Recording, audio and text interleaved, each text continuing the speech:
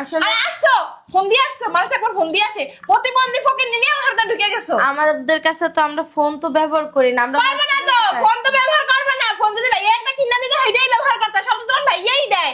বুঝো নাই, ফকিরের মধ্যে অ্যাবিলিটি তোমার এই ফকিরের জামাই নাই।